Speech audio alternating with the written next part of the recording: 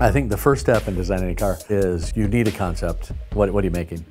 And then you just immediately are sketching like nonstop.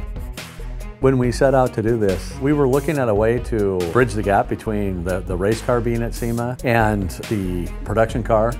And in between there, what could somebody do to a TLX?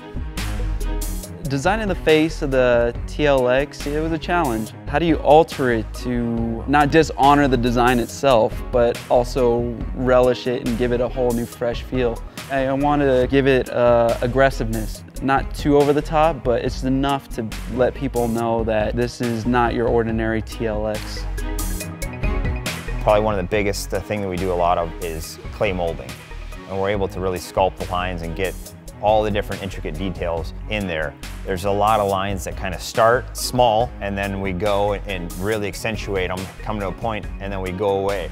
It's amazing how adjusting tension points on a line just create emotion. Those are the things that not take away from the design of the car, but accentuate it. You know, you're working obviously little by little on it, but it's also, you got to think of the big picture.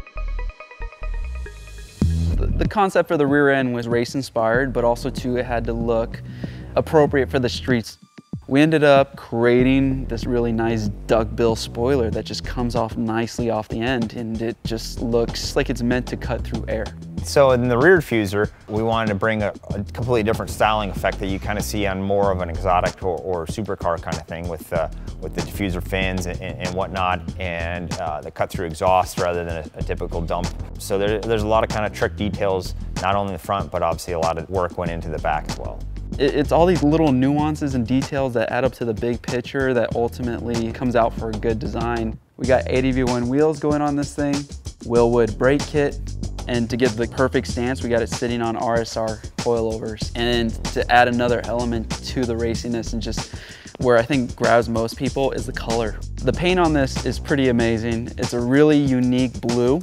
It's a blue, but it's something that I don't think anyone's ever seen before. And I guess that's why everybody loves prototype stuff, because it's the mystery, you know?